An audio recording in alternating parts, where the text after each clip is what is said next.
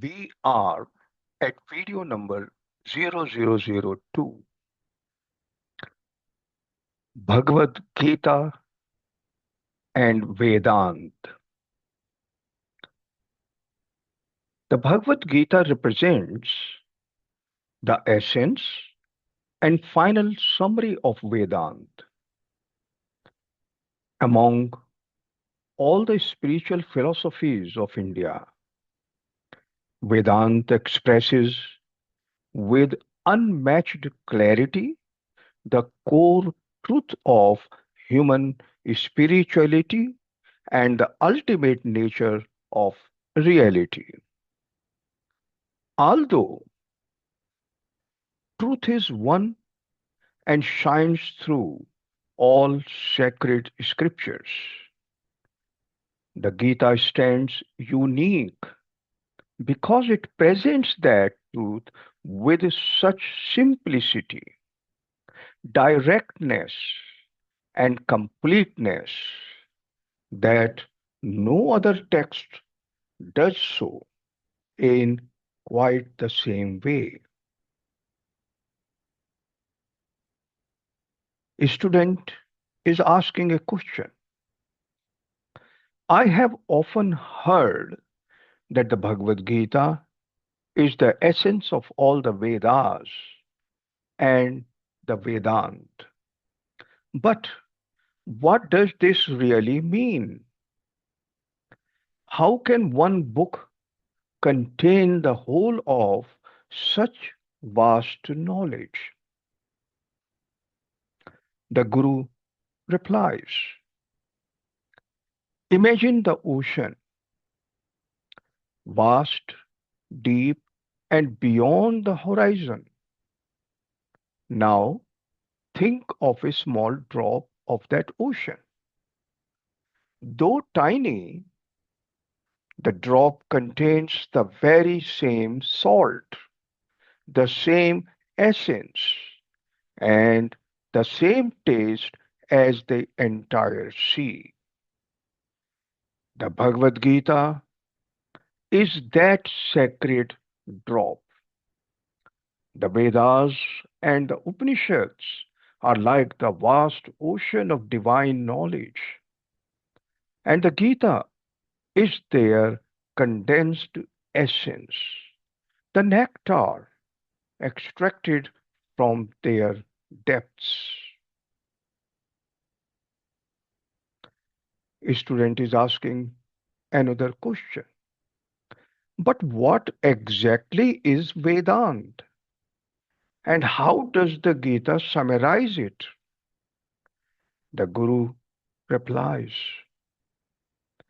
Vedant literally means the end of the Vedas, not merely in the sense of conclusion, but as the culmination or final goal of Vedic wisdom.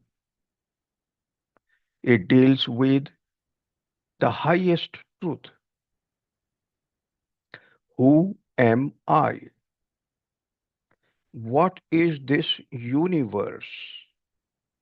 What is God? And what is the relationship among these three? The Gita answers all these questions with extraordinary clarity. It tells you that you are true self. Atman is not the body nor the mind, but the eternal, indestructible consciousness that exists within all beings. This is the same truth declared by Vedant. Tat Tvam Asi. You are that. The student is asking another question. If this truth is one, why do we find so many different religions, philosophies, and scriptures? Don't they all seem to differ? The Guru replies, truth is one, but its expressions are many, just as one sun shines through many windows. Each religion, each scripture reflects that one eternal truth through its own window of culture, time, and understanding. The Gita itself declares whichever path people choose to approach me, on that very path I meet them. Gita, verse number 11 of chapter 4. So, while all sacred teachings point toward the same reality, the Gita stands apart for its directness and balance. It does not demand that you renounce the world, nor that you drown in rituals. It teaches you to live in the world, yet not be of the world. The student is asking another question. Then, is the Gita only a religious scripture, or is it something more universal? The Guru replies, it is far more than a religious text. It is a manual for life.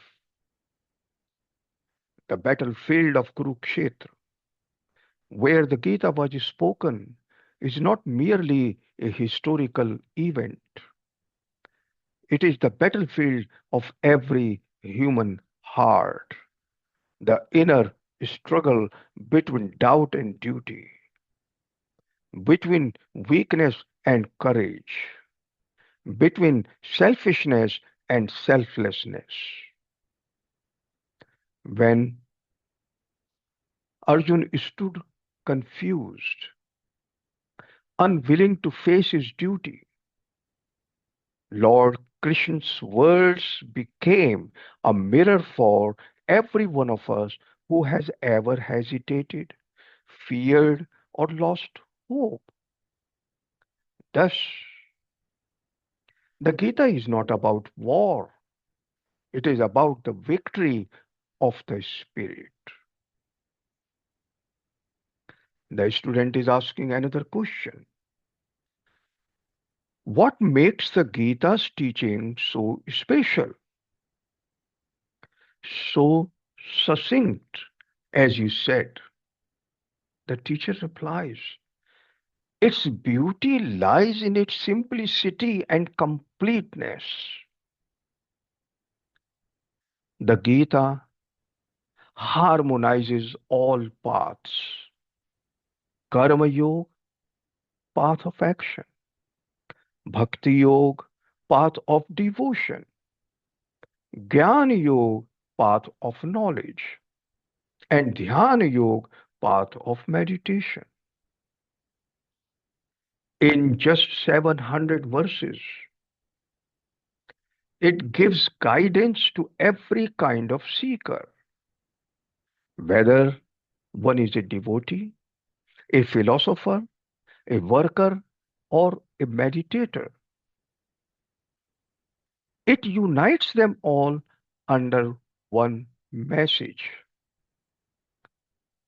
Do your duty with a pure heart. Offer every action to the divine and realize that the same divine self dwells in all beings. This is Vedant in action, not as an abstract philosophy, but as a living truth.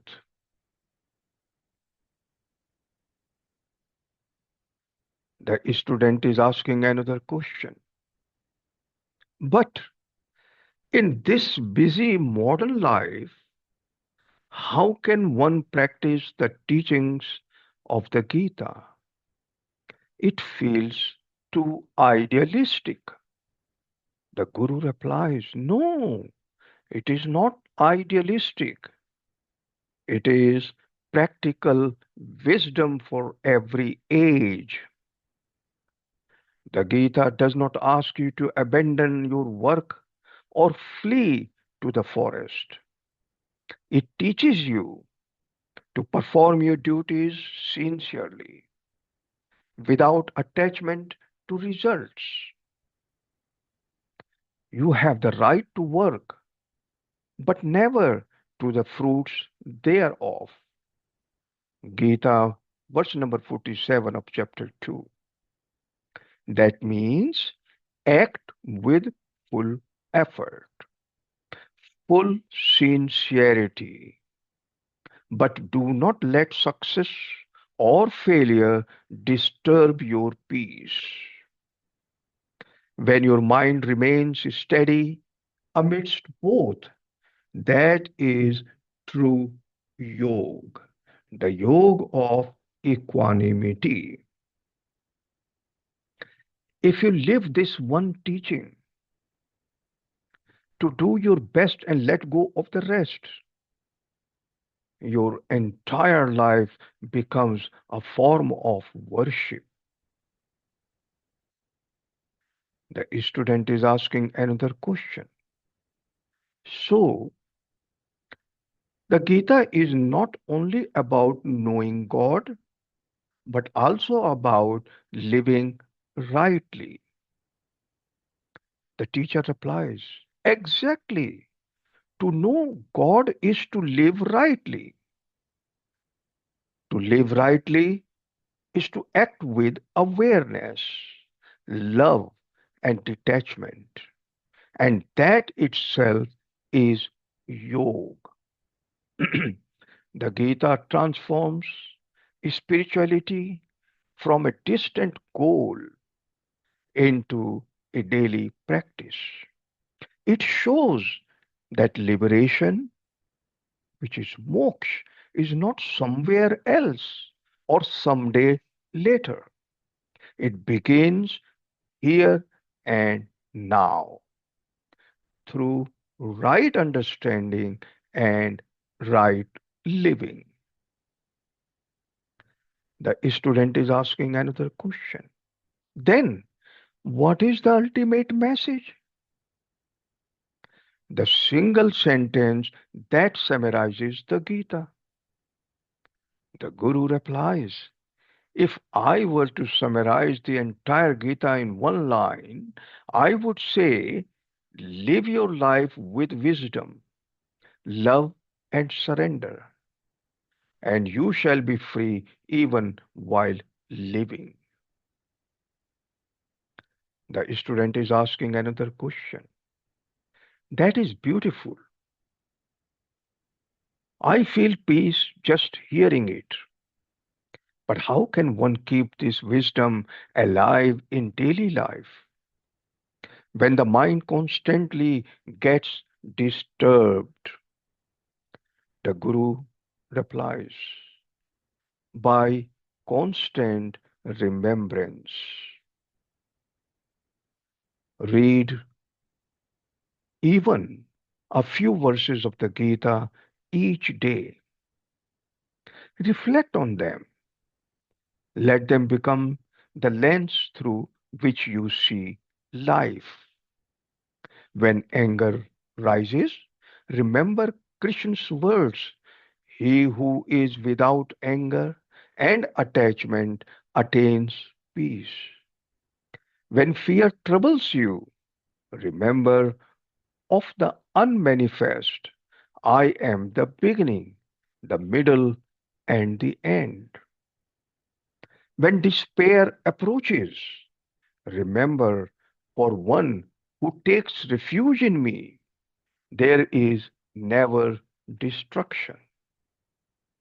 Thus, the Gita becomes your companion, your guide, and your inner strength.